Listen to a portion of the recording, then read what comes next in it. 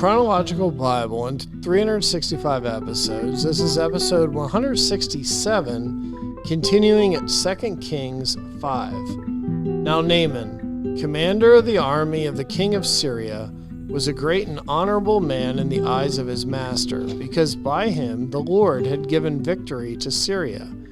He was also a mighty man of valor, but a leper. And the Syrians had gone out on raids and had brought back captive a young girl from the land of Israel. She waited on Naaman's wife. Then she said to her mistress, "If only my master were with the prophet who is in Samaria, for he would heal him of his leprosy." And Naaman went in and told his master, saying, "Thus and thus said the girl who is from the land of Israel." Then the king of Syria said, "Go now, and I will send a letter to the king of Israel." So he departed, and took with him 10 talents of silver, 6,000 shekels of gold, and 10 changes of clothing. Then he brought the letter to the king of Israel, which said, "Now be advised, and this letter comes to you that I have sent Naaman my servant to you, that you may heal him of his leprosy." And it happened, when the king of Israel read the letter, that he tore his clothes and said, "Am I a god, to kill and make alive, that this man sends a man to me to heal him of his leprosy?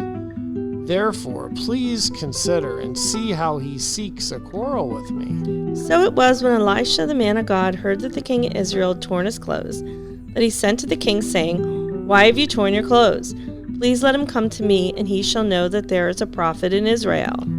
Then Naaman went with his horses and chariot, and he stood at the door of Elisha's house. And Elisha sent a messenger to him, saying, "Go and wash in the Jordan 7 times, and your flesh shall be restored to you, and you shall be clean." But Naaman became furious, and went away and said, "Indeed, I said to myself, he will surely come out to me, and stand and call on the name of the Lord his God, and wave his hand over the place, and heal the leprosy." Are not the Abana and the Pharpar, the rivers of Damascus, better than all the waters of Israel? Could I not wash in them and be clean? So he turned and went away in rage. And his servants came near and spoke to him, and said, "My father, if the prophet had told you to do something great, would you not have done it? How much more then, when he says to you, 'Wash and be clean'?" So he went down and dipped 7 times in the Jordan, according to the saying of the man of God. And his flesh was restored like the flesh of a little child, and he was clean. And he returned to the man of God, he and all his aides, and came and stood before him. And he said, "Indeed, now I know that there is no God in all the earth except in Israel. Now therefore, please take a gift from your servant."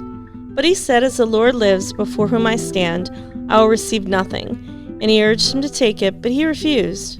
So Naaman said, "Then, if not, please let your servant be given 2 mule loads of earth, for your servant will no longer offer either burnt offering or sacrifice to other gods, but to the Lord.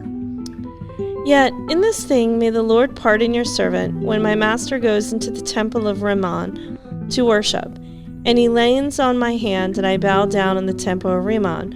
When I bow down in the temple of Rimmon, may the Lord please pardon your servant in this thing." Then he said to him, "Go in peace."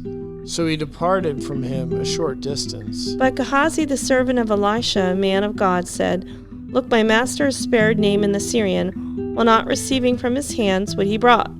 But as the Lord lives, I will run after him and take something from him." So Gehazi pursued Naaman. When Naaman saw him running after him, he got down from the chariot to meet him and said, "Is all well?" And he said, "All is well. My master has sent me, saying, Indeed, just now 2 young men of the sons of the prophets have come from the mountains of Ephraim. Please give them a talent of silver and 2 changes of garments." So Naaman said, "Please take 2 talents. And he urged him, and bound 2 talents of silver in 2 bags with 2 changes of garments, and handed them to 2 of his servants, and they carried them on ahead of him. When he came to the citadel and looked and took them from their hand and stored them away in the house, then he let the men go, and they departed. Now he went in and stood before his master. Elisha said to him, "Where did you go, Gehazi?" And he said, "Your servant did not go anywhere." Then he said to him, "Did not my heart go with you when the man turned back from his chariot to meet you? Is it time to receive money and to receive clothing, olive groves and vineyards, sheep and oxen, male and female servants?" Therefore the leprosy of Naaman shall cling to you and your descendants forever. And he went out from his presence leprous, as white as snow. And the sons of the prophets said to Elisha, "See now, the place where we dwell with you is too small for us. Please let us go to the Jordan, and let every man take a beam from there, and let us make there a place where we may dwell." So he answered, "Go." Then one said, "Please consent to go with your servants." And he answered, "I'll go." So he went with them, and when they came to the Jordan, they cut down trees. But as one was cutting down a tree, the iron axe head fell into the water. And he cried out and said, "Alas, master, for it was borrowed." So the man of God said, "Where did it fall?" And he showed him the place. So he cut off a stick and threw it in there, and he made the iron float. Therefore he said, "Pick it up for yourself." So he reached out his hand and took it. Now the king of Syria was making war against Israel, and he consulted with his servants, saying, "My camp will be in such and such a place." And the man of God sent the king of Israel, saying, "Beware that you do not pass this place, for the Syrians are coming down there." Then the king of Israel sent someone to the place of which the man of God had told him. Thus he warned him, and he was watchful there, not just once or twice. Therefore the heart of the king of Syria was greatly troubled by this thing. And he called his servants and said to them, "Will you not show me which of us is for the king of Israel?" And one of his servants said, "None, my lord, O king, but Elisha, the prophet, who is in Israel, tells the king of Israel the words that you speak in your bedroom." So he said, "Go and see where he is, and I may send and get him." And it was told him, saying, "Surely he is in Dothan." Therefore he sent horses and chariots and a great army there, and they came by night and surrounded the city. And when the servant of the man of God arose early and went out, there was an army surrounding the city with horses and chariots. And his servant said to him, "Alas, my master, what shall we do?" So he answered, "Do not fear, for those who are with us are more than those who are with them." And Elisha prayed and said, "Lord, I pray, open his eyes, that he may see." Then the Lord opened his eyes of the young man, and he saw, and behold, a mountain was full of horses and chariots of fire all around Elisha. So when the Syrians came down to him, Elisha prayed to the Lord and said, "Strike this people, I pray, with blindness." And he struck them with blindness according to the word of Elisha. Now Elisha said to them, "This is not the way, nor this is the city. Follow me, and I will bring you to the man whom you seek." But he led them to Samaria. So it was, when they had come to Samaria, that Elisha said, "Lord, open the eyes of these men that they may see." And the Lord opened their eyes, and they saw, and there they were, inside Samaria. Now when the king of Israel saw them, he said to Elisha, "My father, shall I kill them? Shall I kill them?" But he answered, "You shall not kill them. Would you kill those whom you have taken captive with your sword and your bow? Set food and water before them, that they may eat and drink and go to their master." Then he prepared a great feast for them, and after they ate and drank, he sent them on their way, and they went to their master. So the bands of Syrian raiders came no more into the land of Israel. And it happened after this that Ben-Hadad, king of Syria, gathered all his army and went up and besieged Samaria. And there was a great famine in Samaria, and indeed they besieged it until a donkey's head was sold for 80 shekels of silver, and 1/4 of a cab of dove droppings for 5 shekels of silver. Then as the king of Israel was passing by on the wall, a woman cried out to him, saying, "Help, my lord, O king." And he said, "If the Lord does not help you, where can I find help for you? From the threshing floor or from the winepress?" Then the king said to her, "What is troubling you?" And she answered, "This woman said to me, 'Give your son that we may eat him today, and we will eat my son tomorrow.'" So we boiled my son and ate him, and I said to her on the next day, "Give your son that we may eat him," but she has hidden her son. Now it happened, when the king heard the words of the woman, that he tore his clothes, and as he passed by on the wall, the people looked, and there underneath he had sackcloth on his body. Then he said, God do so to me and more also, if the head of Elisha the son of Shaphat remains on him today. But Elisha was sitting in his house, and the elders were sitting with him. And the king sent a man ahead of him, but before the messenger came to him, he said to the elders, Do you see how this son of a murderer has sent someone to take away my head? Look, when the messenger comes, shut the door and hold him fast at the door. Is not the sound of his master's feet behind him? And while he was still talking with them, there was a messenger coming down to him. And when the king said, Surely this calamity is from the Lord, why should I wait for the Lord any longer? Then Elisha said, Hear the word of the Lord. Thus says the Lord. Tomorrow about this time, a seah of fine flour shall be sold for a shekel, and 2 seahs of barley for a shekel at the gate of Samaria. So an officer on those who had the king leaned answered the man of God and said, Look, if the Lord would make windows into heaven, would this thing be? And he said, In fact, you shall see it with your eyes, but you shall not eat of it. Now there were 4 leprous men at the entrance of the gate, and they said to one another, Why are we sitting here until we die? If we say we will enter the city, the famine is in the city, and we shall die there. And if we sit there, we die also. Therefore, come, let us surrender to the army of the Syrians. If they keep us alive, we shall live, and if they kill us, we shall only die. And they rose at twilight to go to the camp of the Syrians. And when they had come to the outskirts of the Syrian camp, to their surprise, no one was there.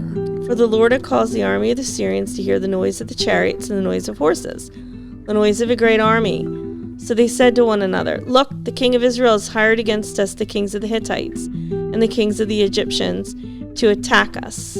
Therefore they arose and fled at twilight, and left the camp intact, their tents, their horses, and their donkeys, and they fled for their lives. And when these lepers came to the outskirts of the camp, they went into one of the tents and ate and drank, and carried from it silver and gold and clothing, and went and hid them. When they came back and entered another tent, and carried some from there also, and went and hid it. Then they said to one another, We are not doing right. This day is a day of good news, and we remain silent. If we wait until morning light, some punishment will come upon us. Now, therefore, come, let us go and tell the king's household. So they went and called the gatekeepers of the city and told them, We went to the Syrian camp, and surprisingly no one was there, not a human sound, only horses and donkeys tied and tents intact. And the gatekeepers called out, and they told it to the king's household inside. So the king arose in the night and said to his servants, Let me now tell you what the Syrians have done to us. They know that we are hungry, therefore they have gone out of the camp to hide themselves in the field.